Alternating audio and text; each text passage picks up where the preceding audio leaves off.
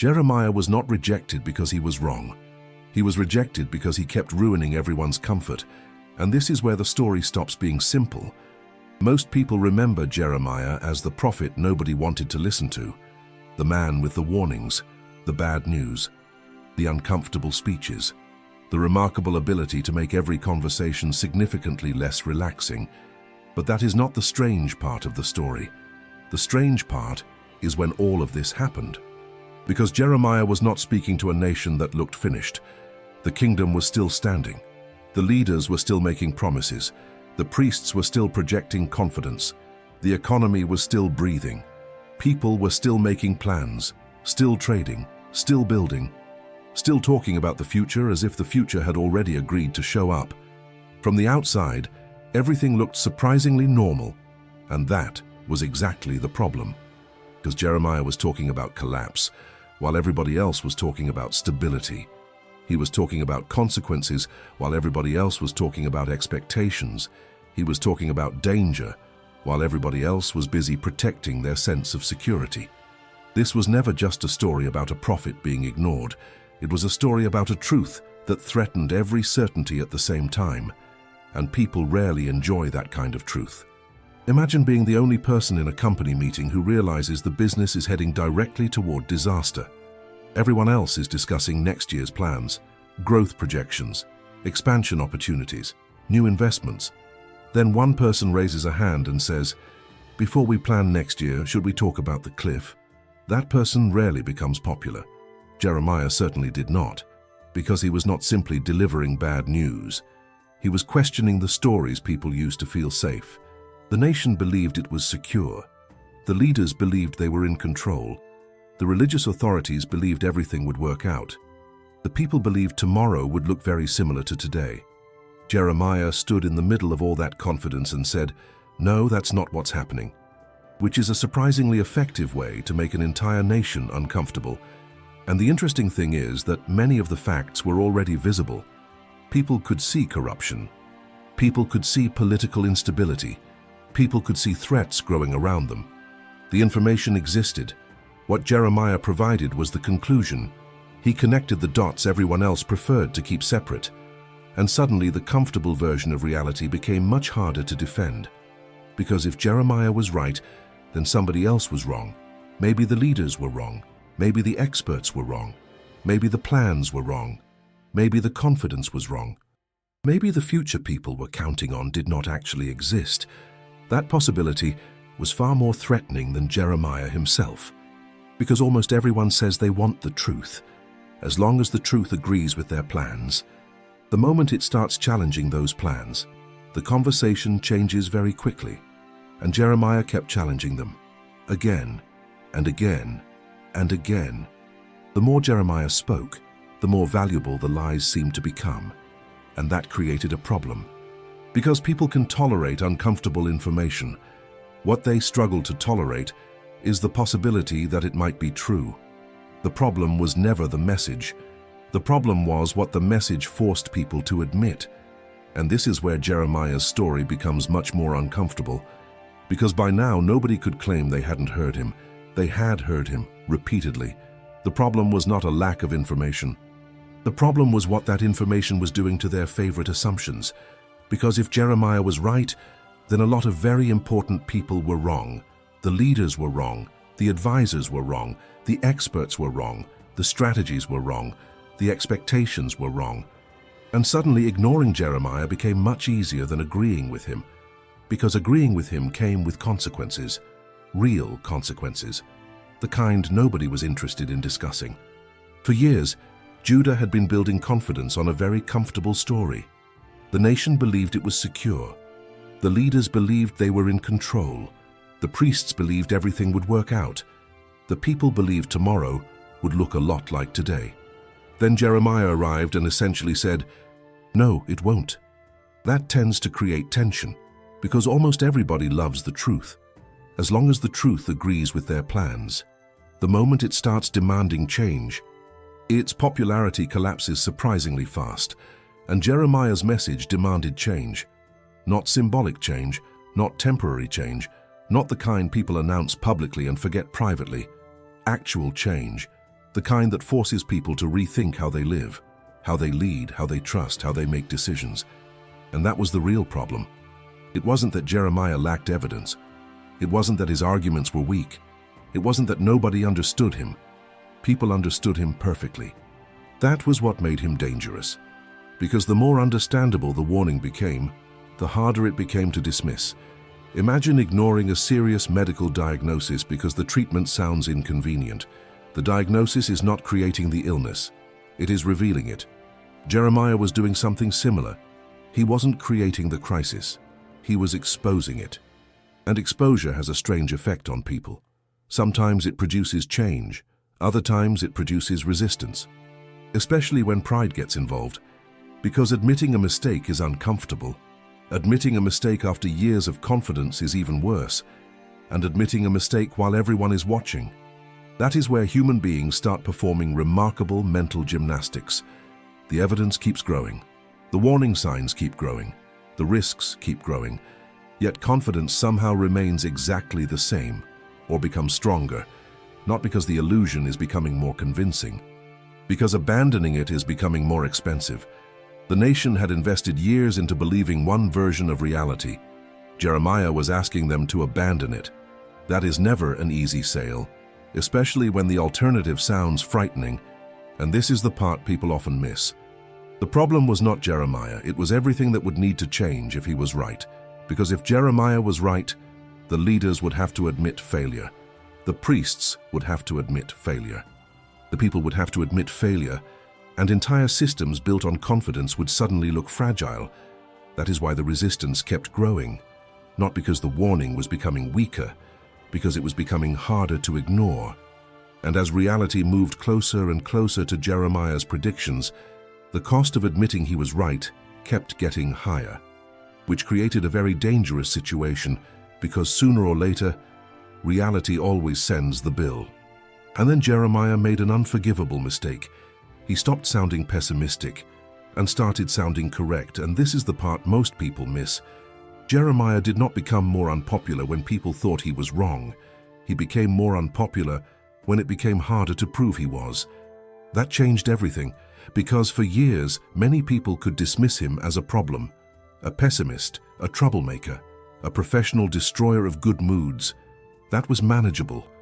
What was not manageable was watching events slowly move in his direction. The warnings continued, the threats increased, the tension grew, the signs accumulated, and little by little, reality started following the exact path Jeremiah had been describing. Not all at once. That would have been too obvious. History rarely works that way. Instead, it arrived piece by piece. A problem here, a warning there, a failed expectation, a growing threat. Another prediction that suddenly looked less ridiculous than it had a few months earlier, and that created a very uncomfortable situation. Because the crisis was not creating the problem. The crisis was revealing a problem that already existed. That distinction matters a lot. Imagine a building inspector warning that a bridge is unsafe. Nobody listens. Nobody cares. Everyone keeps driving across it. Then small cracks begin to appear. The inspector did not create the cracks. The inspector simply noticed them before everyone else. Jeremiah was experiencing something similar. He wasn't causing the danger. He was identifying it. And people tend to react strangely when that happens, because there is something uncomfortable about discovering you were wrong. But there is something even more uncomfortable, discovering that the person you ignored was right the entire time, especially if you spent years mocking them. At that point, the problem is no longer information. The problem is pride, and pride is expensive. It convinces people to defend conclusions long after those conclusions stop making sense. It convinces people to protect mistakes they should abandon.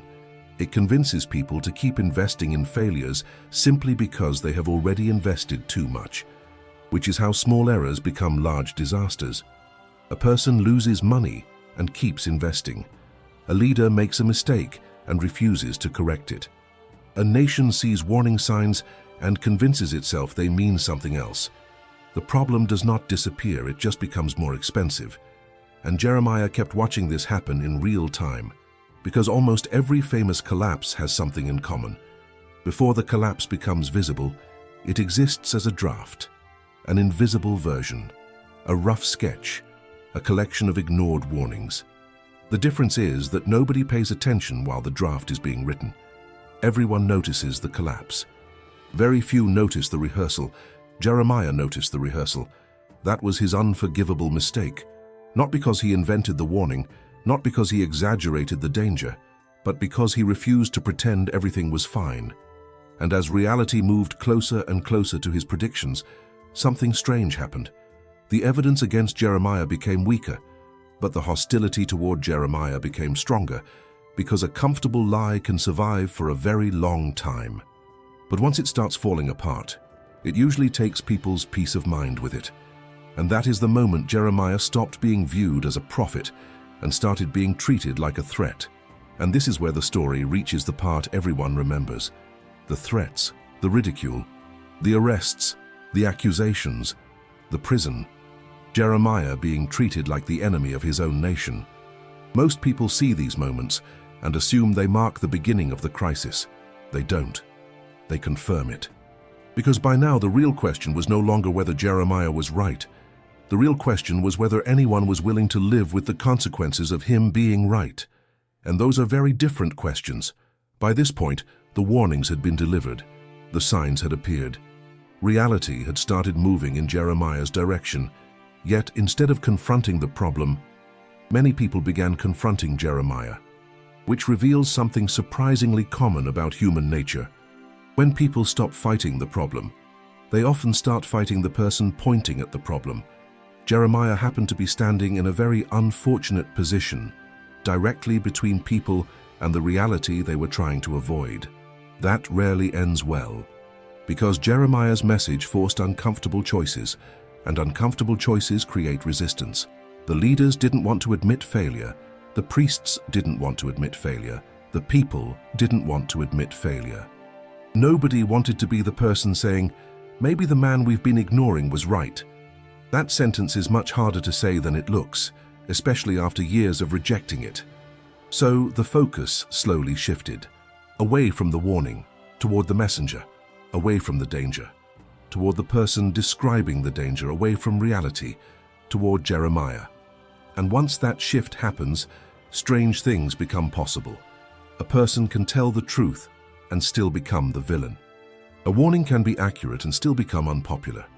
A messenger can be attacked while the actual problem continues growing in the background, which is exactly what happened. Jeremiah was mocked, threatened, rejected, silenced whenever possible, eventually imprisoned. Not because he was causing the disaster, but because he refused to participate in the illusion. And there is an irony hiding inside that. The man trying to prevent the disaster became treated like the disaster. That is one of the strangest reversals in the entire story. The person sounding the alarm became the problem, not the fire, the alarm. It's a little like blaming a smoke detector because it interrupted a good night's sleep. The noise is annoying, the fire is dangerous. But people don't always attack the dangerous thing first. Sometimes they attack the thing making them aware of it. And Jeremiah kept making people aware of it, again and again and again. Because he refused to adjust his message to match public opinion. He refused to trade accuracy for popularity. He refused to tell people what they wanted to hear simply because it would make his life easier. And it definitely would have made his life easier. Instead, he kept delivering the same warning, even when nobody wanted it, even when it cost him, even when the reaction grew more hostile. Because at this stage, accepting Jeremiah's message required more courage than rejecting it. It required admitting mistakes, abandoning illusions, rethinking assumptions, changing direction. And many people preferred a comforting lie over a costly truth. Which is why Jeremiah eventually stopped being viewed as a prophet, stopped being viewed as a citizen, stopped being viewed as a warning, and started being viewed as a threat. And that is the moment the title stops sounding provocative and starts sounding factual. So no, this was never just a story about a rejected prophet. It was a story about a truth nobody wanted. And that changes the entire way the story looks, because when most people remember Jeremiah, they remember the rejection, the ridicule, the threats, the prison, the suffering. But those things were never the actual conflict. They were the result of the conflict. The real conflict started much earlier. It started the moment reality collided with convenience, and convenience almost always wins the first few rounds because convenience is comfortable. Convenience is familiar. Convenience asks for nothing. Reality tends to be much less polite. Reality asks questions. Reality demands decisions. Reality forces change. And that was exactly what Jeremiah's message was doing. For years, people had built their confidence on assumptions they wanted to believe. The nation wanted security. The leaders wanted certainty. The priests wanted reassurance. The people wanted normal life to continue. Jeremiah offered something very different.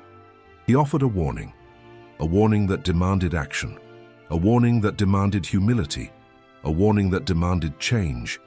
And that is why so many people resisted it, not because it was difficult to understand, because it was difficult to accept. That distinction matters a lot. Because throughout history, many warnings have been surprisingly clear. The challenge was never understanding them. The challenge was acting on them. It is easy to admire the person who saw the danger. After the danger arrives, it is much harder to listen to that person beforehand. When listening still requires sacrifice, when listening still requires change, when listening still requires admitting uncomfortable truths, that is where most people hesitate. And Judah was no different. By the end of Jeremiah's story, the evidence had become impossible to ignore. The consequences had arrived. The warnings had proven accurate. Reality had delivered its verdict. But by then, the debate was no longer about whether Jeremiah had been right. History had already answered that question. The tragedy was that people spent so much time arguing with the warning that they never dealt with the problem. And that is what makes this story feel surprisingly modern, because human nature has not changed very much. People still prefer reassuring answers, still prefer comfortable explanations, still prefer predictions that make them feel safe. And sometimes they react to uncomfortable truths exactly the same way. Ignore them, dismiss them, mock them, attack the person saying them, anything except deal with them, because everybody claims to want the truth, until the truth presents an invoice, and suddenly the conversation becomes much more complicated. Jeremiah was not rejected because his message was weak. He was rejected because his message required change. The famous story did not begin in prison. It did not begin with persecution. It did not begin with rejection. It began the moment people realized the truth would cost more than the lie. And that was the real choice. Not Jeremiah or the people, not prophets or kings, not warnings or consequences, reality or convenience. And for a very long time, a convenience seemed like the better option, until reality arrived anyway, because the truth did not arrive too late. People simply heard it too early to change, and too late to ignore. Some truths are not difficult to understand. They are difficult to accept.